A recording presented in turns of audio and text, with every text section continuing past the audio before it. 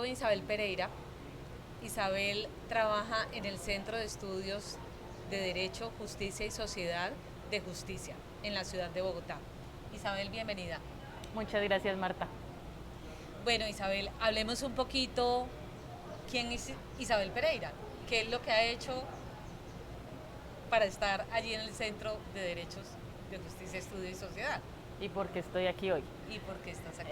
Yo soy politóloga, de hecho soy de Cali, pero me fui a Bogotá hace bastantes años para estudiar y entré al mundo de los cuidados paliativos por el mundo de la política de drogas. En la política de drogas vemos que hay un montón de fallas por cómo se diseñó el sistema de control internacional de las sustancias, este sistema internacional que yo veía que tenía tantas fallas que estaba creando corrupción, daños institucionales, más riesgos a las personas que usan drogas. Y uno de esos grandes temas en los que la política de drogas ha causado daños es en el acceso a medicamentos fiscalizados. Y fue así que llegué al tema de los cuidados paliativos y fue así que me conecté con Asocupac y hoy en el Congreso. Entonces una de las cosas que hicimos en De Justicia fue a razón de la coyuntura de la UNGAS 2016. Esa fue la Asamblea Especial de las Naciones Unidas sobre el problema mundial de las drogas. En ese momento estábamos en una apertura del debate internacional para poder decir, la guerra contra las drogas está fracasando, ¿cómo podemos pensar en mejores maneras para un sistema internacional de control que no sea este modelo represivo? Y en esa coyuntura de la UNGAS 2016, desde De Justicia, hicimos una investigación sobre de qué manera este sistema internacional de control está afectando el acceso al derecho al cuidado paliativo y específicamente al derecho a los medicamentos que son parte esencial de los cuidados paliativos. Esa investigación que tú la conoces se llamaba Cuidados Paliativos y Derechos Humanos en las Américas.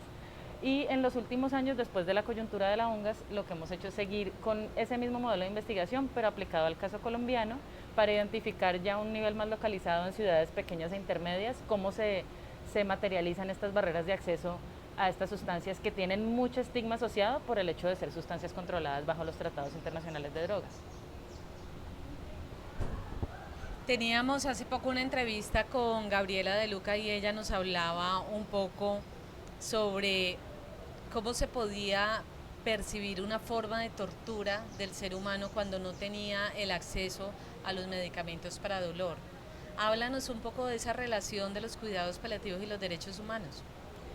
La relación se ha venido construyendo en un análisis derecho por derecho. Entonces, estos derechos que están contenidos en la Declaración Universal de Derechos Humanos, también en el Pacto Internacional de Derechos Económicos, Sociales y Culturales y a nivel latinoamericano en el Protocolo de San Salvador y a nivel colombiano en la Constitución colombiana.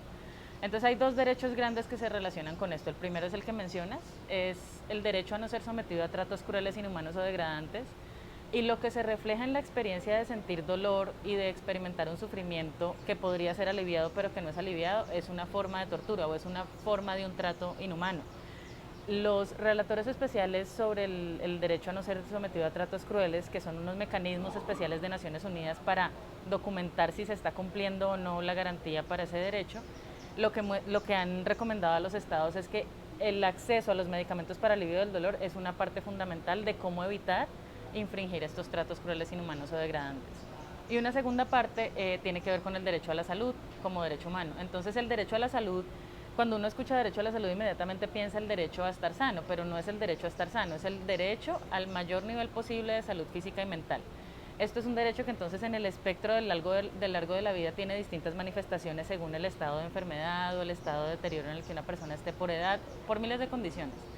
Lo que dictan los derechos humanos y los estándares internacionales de derechos humanos es que en ese punto donde se encuentra la persona, los estados deben garantizar que los servicios de salud y la atención en salud den todas las garantías posibles para que pueda estar en ese mayor nivel posible.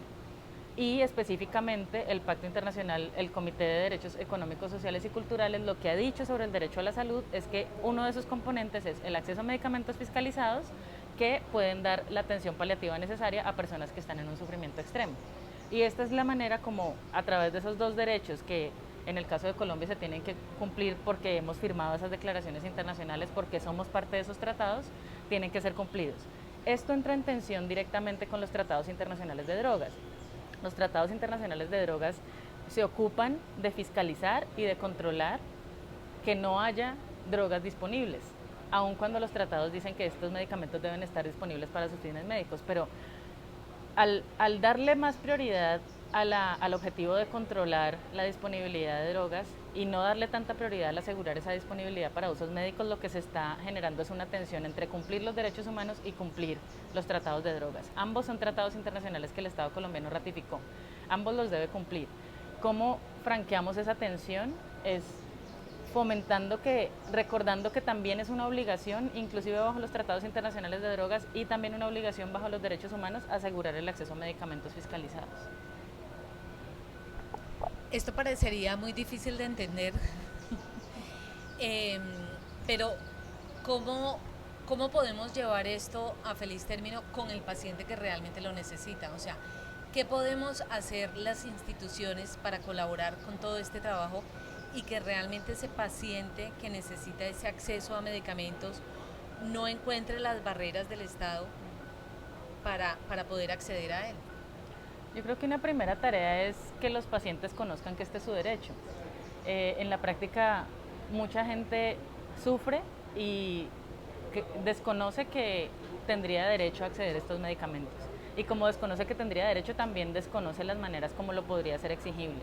Si a alguien le dan, lo sacan de una consulta médica sin ninguna solución a su dolor, a su sufrimiento, sencillamente dice, bueno, no me solucionaron y sigue sufriendo, pero este no es el deber ser de las cosas. Esta persona tiene derecho a eso y podría hacerlo exigible a través de las secretarías de salud departamentales, las secretarías de salud municipales, el fondo rotatorio de su departamento que debe garantizar disponibilidad 24/7 en todo el territorio nacional, solo empezando del hecho de que como ciudadanos conozcamos nuestros derechos y conozcamos las normas que rigen, podríamos hacer más exigible ese derecho. Isabel, me encanta que nos hayas acompañado el día de hoy. Y por último, quería hacerte una pregunta. De Justicia viene trabajando en el tema de derechos humanos, bueno, tú particularmente en el tema de acceso a medicamentos controlados y disponibilidad.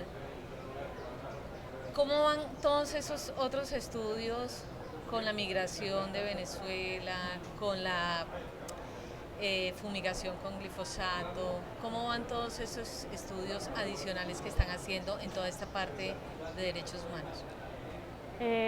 Sobre derechos humanos y política de drogas hay muchas cosas que en este momento vemos que están en un grave retroceso. Entonces, lo primero es la posibilidad de que se reactive la fumigación con glifosato, que es un mecanismo que es costoso en plata, costoso en vidas, costoso en la afectación al medio ambiente y que además es inefectivo. No se ha demostrado que sea eficiente en lograr una disminución sostenida de los cultivos de coca en el largo plazo. Entonces, esa es una preocupación latente ahorita para las personas que viven en los territorios remotos donde se cultiva ahí la coca. Sobre el tema de migración y que tiene mucha conexión también sobre el derecho a la salud, es como muchas de las personas que están migrando en una situación difícil en la que están buscando refugio, algunas de ellas vienen con situaciones de salud muy graves y no están pudiendo acceder a servicios de salud porque lo que ha dictado la Corte Constitucional es que solo pueden acceder a servicios de salud de urgencia. Entonces estamos encontrando varios casos de personas que o estaban teniendo, por ejemplo, una quimioterapia cuando dejaron su país y no han podido darle continuidad a su tratamiento y esto se está volviendo en un riesgo para sus vidas. O personas que estaban en terapias de sustitución con metadona, personas que usaban heroína y estaban en terapias de sustitución con metadona, pero al llegar al país, como no tienen una EPS, no tienen ningún modelo de aseguramiento, pues se quedan por fuera y esto genera unos riesgos sociales de salud muy graves. Nosotros desde Justicia lo que estamos haciendo es continuar el estudio sobre cómo diferentes formas de discriminación impactan estas barreras para el acceso al derecho a la salud, que puede ser porque son migrantes, puede ser porque son personas que usan drogas, puede ser porque son personas que viven en territorios cocaleros. Y documentando eso, intentando encontrar maneras para incidir la agenda pública y la opinión pública, defendiendo unas maneras más humanas para una política de drogas. Isabel, muchísimas gracias. Desde Asocupac seguimos trabajando por el crecimiento y la implementación de los cuidados paliativos en Colombia.